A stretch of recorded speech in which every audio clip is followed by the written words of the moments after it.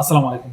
NID নিয়ে video করার পরে আমাকে অনেকেই নক করছেন ব্যক্তিগতভাবে তাদেরকে এক্সপ্লেইন করার জন্য। আসলে একা, একা যদি আমি সবাইকে এক্সপ্লেইন করতে যাই, অনেক সময়ের ব্যাপার, এটা আমার পক্ষে সম্ভব না। তাই এই ভিডিওটা বানানো। এই ভিডিওটা দেখার পরে যদি আপনি বুঝতে না পারেন, তাহলে মনে করবেন যে আপনার বোঝার সক্ষমতা একটু কম। অবশ্যই আপনাকে কারো হেল্প নিতে হবে। এই ভিডিওতে আমি এক্সপ্লেইন করার চেষ্টা করব কি, কি ডকুমেন্টস আপনার লাগবে, কি, কি প্রসেস আপনাকে ফলো করতে হবে। সর্বপ্রথম আপনার থাকতে হবে হচ্ছে জন্ম নিবন্ধন, এবং জন্ম নিবন্ধনটা অনলাইনে থাকতে হবে বাংলায় এবং ইংলিশে। আমি আবার বলছি, আপনার জন্ম নিবন্ধনটা বাংলায় এবং ইংলিশে থাকতে হবে অনলাইনে, এবং যে বানানগুলো আছে আপনার নাম, জন্ম তারিখ, আপনার বাবা মায়ের নাম, এই বানানগুলোও সঠিক থাকতে হবে। যদি কোনো ক্রমে আপনার বর্তমান পাসপোর্টের সাথে বানানগুলো না মিলে, তাহলে পাসপোর্ট অনুযায়ী আপনি আপনার জন্ম নিবন্ধনের বানানগুলো কারেকশন করতে পারবেন আপনার নিকটস্থ ইউনিয়ন পরিষদ থেকে। আর যদি মনে করেন না আপনার জন্ম নিবন্ধনের বানানগুলো ঠিক আছে, পাসপোর্টের বানানগুলো ভুল আছে, তাহলে পরবর্তীতে আপনি পাসপোর্টে সংশোধন করতে পারবেন। বাট তার আগে আপনাকে জন্ম নিবন্ধন অনুযায়ী এনআইডি বানাতে হবে। এবং মনে রাখবেন, আপনি যখন এনআইডি বানাবেন এবং ভবিষ্যতে যখন ই পাসপোর্ট করবেন, আপনার ই পাসপোর্টটা কিন্তু জন্ম নিবন্ধন এবং এনআইডি অনুসারে হবে। তো সেক্ষেত্রে আপনার বর্তমান পাসপোর্ট এবং ভবিষ্যতের ই পাসপোর্টের কিন্তু তথ্যের গরমিল হয়ে যাবে। তো সেজন্য এগুলা ভেবে চিন্তা করতে হবে। আপনার বর্তমান জন্ম নিবন্ধনের তথ্য এবং পাসপোর্টের তথ্য যদি কোনো কারণে না মিলে, তাহলে আপনাকে ডিসিশন নিতে হবে যে আপনি জন্ম নিবন্ধন অনুযায়ী এনআইডি বানাবেন নাকি পাসপোর্ট অনুযায়ী এনআইডি বানাবেন। তো যদি জন্ম নিবন্ধন অনুযায়ী আপনার এনআইডি বানাতে চান, তাহলে জন্ম নিবন্ধন অনুযায়ী বানাতে হবে। আর যদি পাসপোর্ট অনুযায়ী বানাতে চান, তাহলে পাসপোর্টের তথ্য অনুযায়ী আপনাকে জন্ম নিবন্ধন কারেকশন করতে হবে।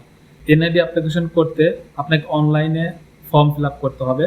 অনলাইনের সাইট হচ্ছে services.nidw.government.bd। এই সাইটে গিয়ে আপনি অ্যাকাউন্ট করবেন। অ্যাকাউন্ট করার পরে আপনি যে ফর্মটা আছে, ফর্মটা ফিল আপ করবেন। যদি আপনি ফর্ম ফিল আপের সম্পর্কে না বোঝেন, অবশ্যই কারো হেল্প নেবেন, নিজে নিজে করতে যাবেন না। ফর্ম ফিল আপটা হয়ে গেলে আপনি ডাউনলোডের অপশন পাবেন, ডাউনলোডের অপশন থেকে ডাউনলোড করে নেবেন।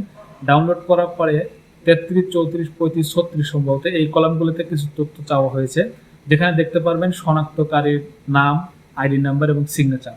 এই তিনটা ঘর আপনাকে পূরণ করতে হবে, এবং নিচে আপনার সিগনেচার দেওয়ার অপশন থাকবে, এটা আপনাকে পূরণ করতে হবে। ফর্মটা পূরণ করে সিগনেচার করা হয়ে গেলে আপনাকে অ্যাম্বাসির অ্যাপয়েন্টমেন্ট নিতে হবে। অ্যাপয়েন্টমেন্টটা আপনি যেখান থেকে ফর্মটা পূরণ করেছেন ওই সাইডে গিয়ে আপনি অ্যাপয়েন্টমেন্ট নিতে পারবেন, এবং অ্যাপয়েন্টমেন্ট ডেট অনুযায়ী শুধুমাত্র আপনি অ্যাম্বাসিতে এই ডকুমেন্টসগুলো সাবমিট করতে পারবেন। ফর্মটা সাবমিট করার সময় আপনাকে যে যে ডকুমেন্ট নিতে হবে, তার মধ্যে হচ্ছে আপনার পাসপোর্ট কপি, আপনার এক কপি রঙিন ছবি, আপনার জন্ম নিবন্ধন কপি, আপনার বাবা মায়ের এনআইডি কপি, বাবা মা যদি মৃত হয় তাহলে তাদের মৃত সনদ। এই ডকুমেন্টগুলো নিয়ে আপনি অ্যাম্বাসিতে অ্যাপয়েন্টমেন্ট ডেট অনুযায়ী যাবেন, এবং যাওয়ার পরে আপনি 22 নম্বর রুমে যাবেন। 22 নম্বর রুম থেকে ফর্মটা চেক করাবেন, সবকিছু ঠিক থাকলে তিনি সাইন করে দিবেন। সাইন হওয়ার পরে আপনি মেন বিল্ডিংয়ে চলে যাবেন, যেখানে ই পাসপোর্ট এবং এনআইডি সার্ভিস চালু আছে। ওইখানে যাওয়ার পরে আপনার সিরিয়াল মতো আপনি ই পাসপোর্টের যে ক্যাবিনটা আছে বা ডেস্কটা আছে ওইখানে চলে যাবেন। ওইখান থেকে ডাটা এন্ট্রি অপারেটর সাহেব আপনার তথ্যগুলো চেক করার পরে ডাটা এন্ট্রি করবেন, এবং আপনাকে একটা রিসিপ্ট দিবেন, 50 রিয়াল ফি নেবেন। এটা কমপ্লিট হওয়ার পরে আপনার বাংলাদেশের বর্তমান ঠিকানার যে নিকটস্থ নির্বাচন অফিস রয়েছেন, সেখান থেকে আপনার পরিবারের একজনের সাথে কন্ট্যাক্ট করবেন ভেরিফিকেশনের জন্য, এবং সেই অফিস থেকে চাইলে আপনার পরিবারের একজনকে আপনার যাবতীয় ডকুমেন্টসগুলো নিয়ে নির্বাচন অফিসে যাওয়া লাগতে পারে। এ বিষয়টা আমি এখনো ক্লিয়ার না, যেহেতু আমার ভেরিফিকেশনটা এখনো হয় নাই বা এনআইডিও আমি হাতে পাই নাই। এই বিষয়টা আমি কমপ্লিট হওয়ার পরে আপনাদেরকে জানানোর চেষ্টা করবো ইনশাল্লাহ। ততক্ষণ ভালো থাকবেন, সুস্থ থাকবেন। সালাম আলাইকুম।